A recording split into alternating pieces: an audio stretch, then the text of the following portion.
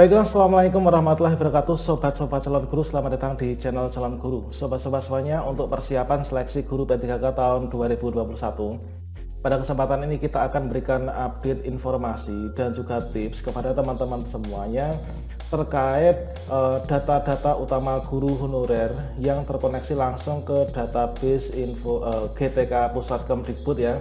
Jadi ada 5 data penting yang perlu teman-teman perhatikan.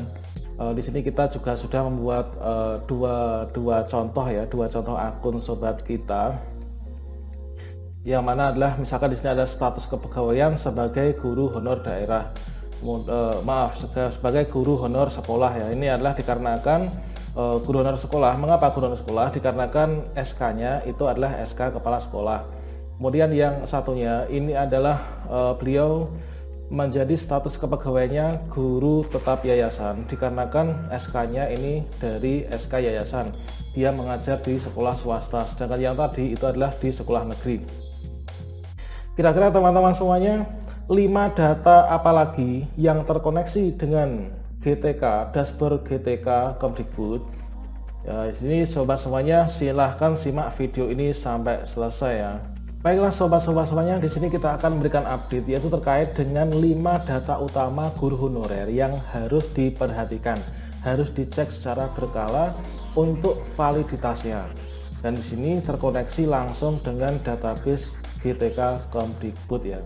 Namun sebelum kita lanjutkan, perlu saya ingatkan kepada teman-teman, bagi yang belum subscribe, silahkan kalian klik tombol subscribe-nya dan diaktifkan notifikasi loncengnya, sehingga nanti jika ada update video terbaru dari saya, teman-teman akan mendapatkan pemberitahuan di HP masing-masing ya.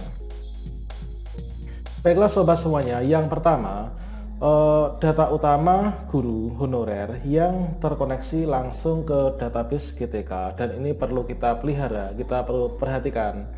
Ini adalah yang pertama, data NUPTK kita teman-teman. Nah, kira-kira NUPTK itu apa sih teman-teman? NUPTK itu adalah singkatan dari nomor unik pendidik dan tenaga kependidikan. Mengapa di sini dikatakan unik?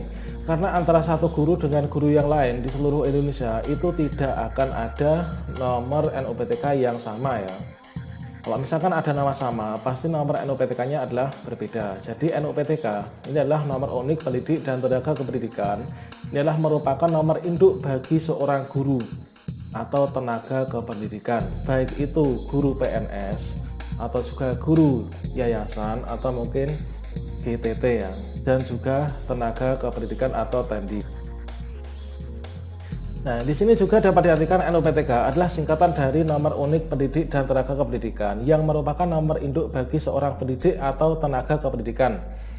NUPTK akan tersedia untuk semua PTK, baik PNS maupun non-PNS, sebagai nomor identitas resmi untuk identifikasi dalam berbagai program dan juga kegiatan pendidikan untuk meningkatkan kualitas pendidik dan staf pendidikan.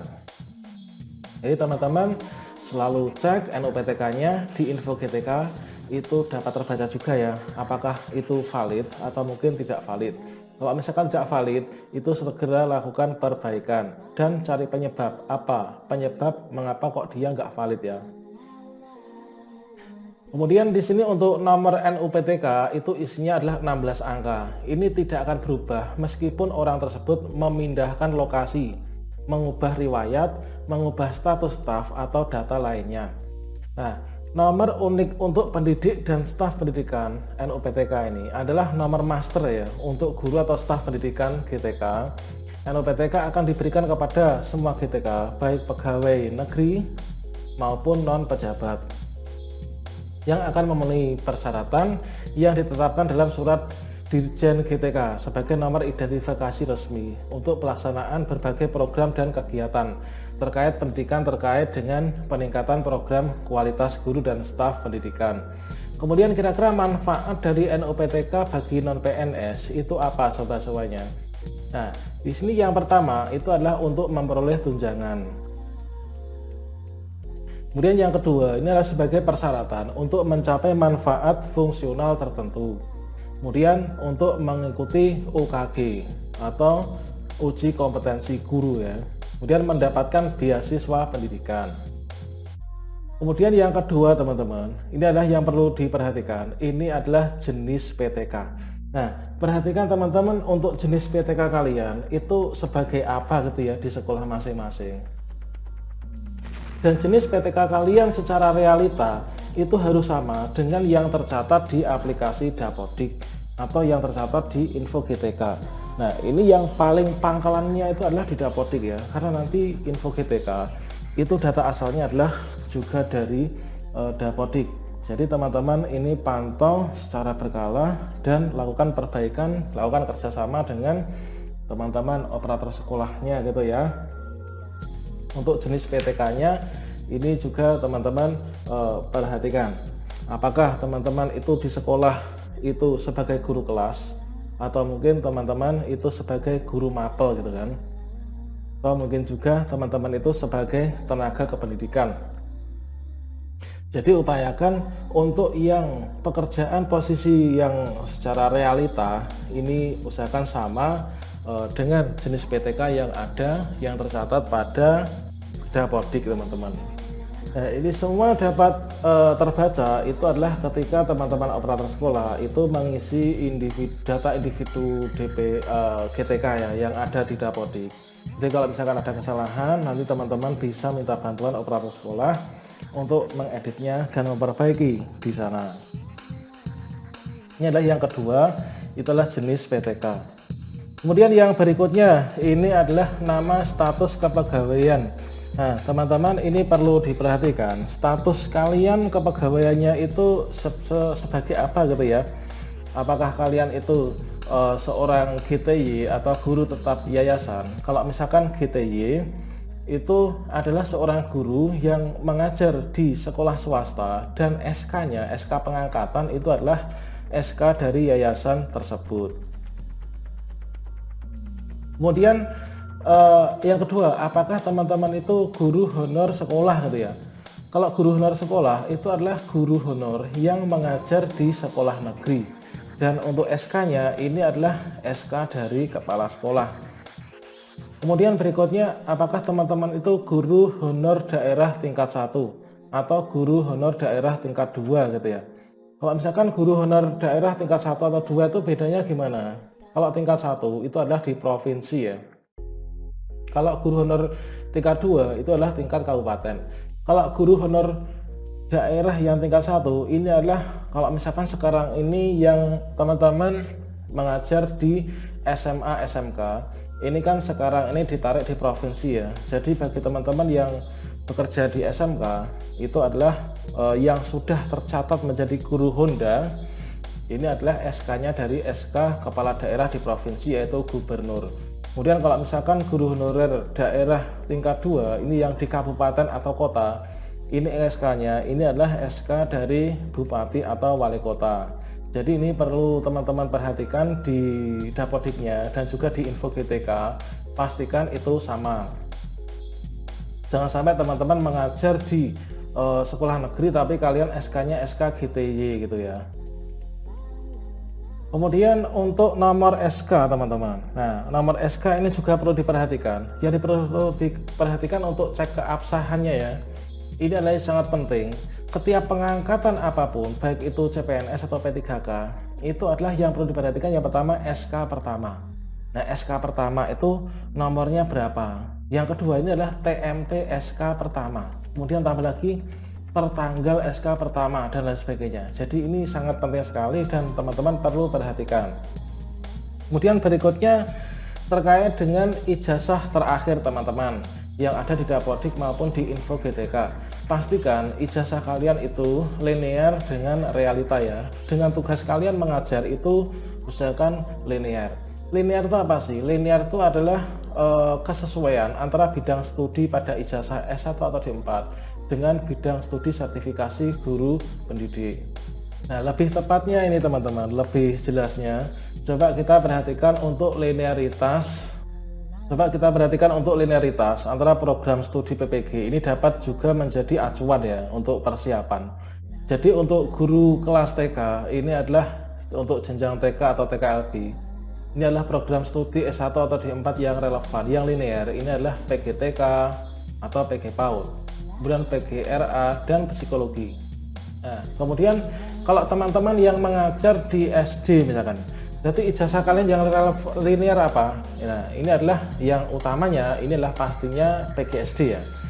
Kalau misalkan selain PGSD, ini kalau sekarang ini adalah dikatakan bukan linear, tapi relevan gitu teman-teman.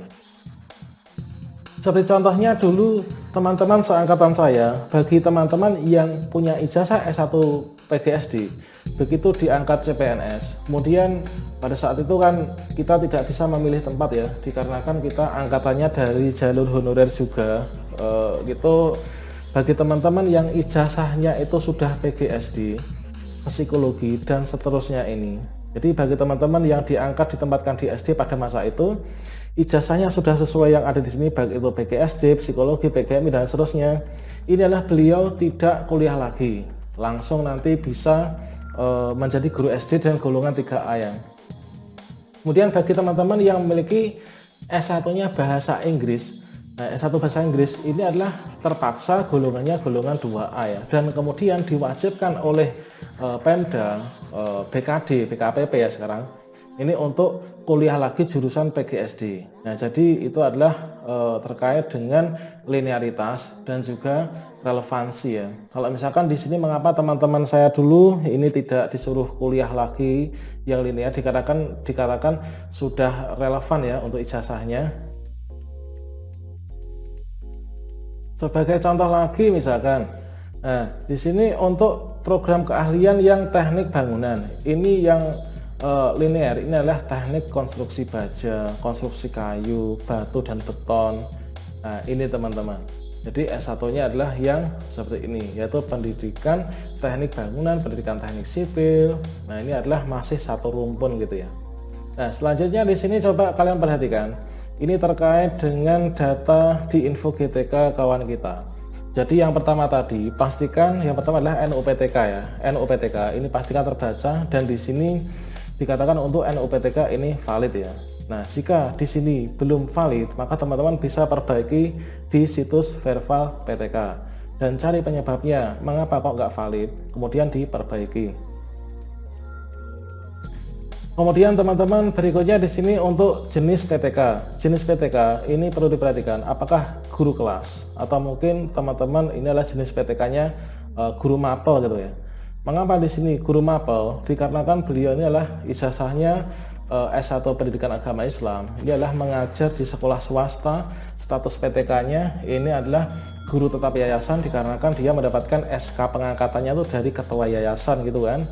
Sementara kalau yang ada di sini beliau adalah jenis PTK-nya guru kelas, dan ini linear ya, karena dia ijazahnya adalah pendidikan guru sekolah dasar dari Universitas Terbuka. Status kepegawaiannya ini adalah guru honor sekolah, dikarenakan dia mengajar di SD negeri. Kemudian yang satunya ini adalah status kepegawaiannya guru tetap yayasan, karena dia mengajar yang ada di yayasan. Kemudian ijazah terakhirnya ini adalah S1 ya, karena sekarang untuk guru ini harus S1. Kemudian di sini ini juga S1, jurusannya adalah guru kelas SDMI ya teman-teman. Jadi hal-hal ini adalah merupakan sesuatu yang perlu diperhatikan untuk kelancaran teman-teman nanti dalam mengikuti seleksi P3K 2021. Supaya nanti bisa lolos ya. Kemudian berikutnya tadi ada nomor SK ya. Nah ini nomor SK pengangkatan, ini harus jelas sesuai dengan SK. Kalau misalkan ada kesalahan, teman-teman bisa edit. Jadi setelah teman-teman menonton video ini bisa cek SK masing-masing, apakah untuk nomor SK-nya sudah sesuai dengan SK realita, dan TMT-nya juga. Nah ini juga sama dengan teman kita yang ada di yayasan. Ini nomor SK-nya, kemudian untuk TMT-nya gitu ya, sumber gajinya sudah jelas, status inpasing belum, dan lain sebagainya. Oke, itu teman-teman terkait dengan 5 data utama guru yang perlu kita simak, kita perhatikan untuk kelancaran kita ke depannya. Dan saya turut berdoa semoga teman-teman nanti semua bisa diterima P3K 2021 ini ya. Semoga bermanfaat. Bagi teman-teman yang merasa mendapatkan manfaat dari konten ini, silahkan klik tombol subscribe-nya dan aktifkan notifikasi loncengnya, sehingga nanti jika ada video terbaru teman-teman tidak akan ketinggalan ya. Sampai jumpa. Wassalamualaikum warahmatullahi wabarakatuh.